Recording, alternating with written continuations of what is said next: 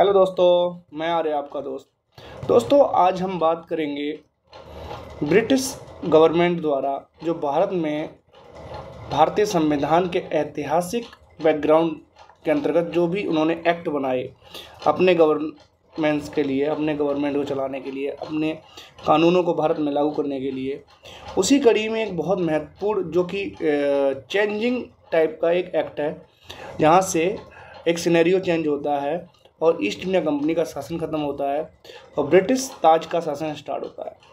Crown का शासन यहाँ से स्टार्ट होगा। तो वो एक्ट है 1858 का। क्वेश्चन यहाँ से अक्सर पूछ लिए जाते हैं कि 1858 भारत सरकार एक्ट का महत्व क्या है। तो इसका सबसे बड़ा महत्व यही था कि इस एक्ट के द्वारा जो ईस्ट इंडिया कंपनी का शासन था उसे ख़त्म कर दिया गया और ब्रिटिश ताज के शासन को प्रारंभ कर दिया गया। ठीक है, ऐसा क्यों हुआ था? इसके पीछे की स्टोरी यही थी कि 1857 का जो प्रथम स्वतंत्रता संग्राम जो विद्रोह, सिपाही विद्रोह होता है, उससे कहीं ना कहीं ब्रिटिश सरकार को ये घबराहट पैदा हो गई कि भारत कहीं उनके हाथ से ना निकल जाए।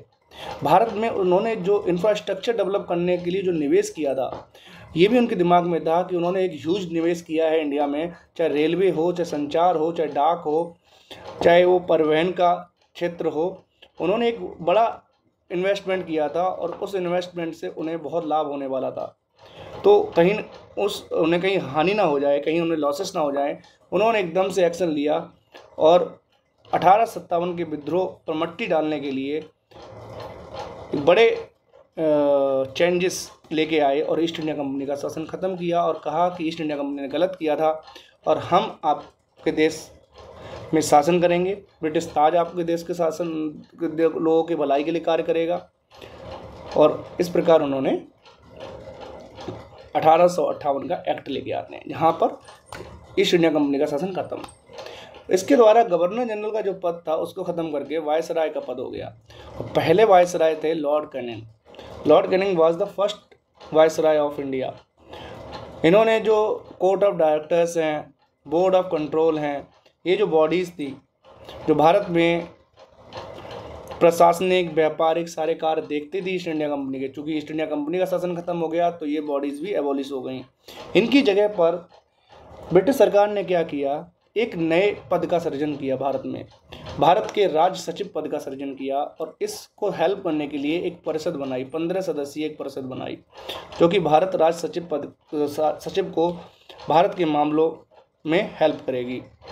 साथ ही साथ आप देखेंगे कि डलहौजी की जो हड़प नीति थी, उस हड़प नीति ने कहीं ना कहीं खलबली मचा दी थी उन देसी राजाओं के बीच जो कहीं ना कहीं वफादार थे ब्रिटिश गवर्नमेंट के। तो कहीं ब्रिटिश गवर्नमेंट के वो खिलाफ ना हो जाएं, तो उनके प्रति उदार की नीति लाई गई यहाँ से। साथ ही साथ आप देखेंगे 1856 का विधवा विवाह जो एक्ट आया, जिसने विधवा विवाह को कानूनी राइट दे दिया महिलाओं को। 1829 का सती जो प्रथा थी उसको एबॉलिश करने वाला जो कानून था। तो ब्रिटेन वालों को लगा कहीं ऐसा ना हो कि जो धार्मिक प्रवृत्ति के लोग हैं उन्हें कहीं ऐसा लगे कि हमारे धर्म में ज़्यादा इंटरफेयर कर रहे हैं, क्योंकि 1857 के विद्रोह में धार्मिक लोगों ने भी चढ़ बढ़ के भाग लिया था। ठीक है, तो उन्होंने धर्म से भी दूरी बना ली, उसमें कोई भी इंटरफेयर करने की ज़रूरत नहीं समझी और कहा कि अब हम धर्म के मामलों में हस्तक्षेप नहीं करेंगे इंडिया में, क्योंकि उन्हें यहाँ बिजनेस करना था, यहाँ से प्रॉफिट कमाना था, ये उनका मेन मोटो था। ऐसी इन्फॉर्मेटिव वीडियो मैं लाता रहूँगा। एक एक एक्ट हम लोग इसी प्रकार से बड़ी क्लियरिटी के साथ पढ़ेंगे। थैंक यू सो मच और मेरे चैनल से जुड़िए, इसको सब्सक्राइब करिए। ठीक है, थैंक यू।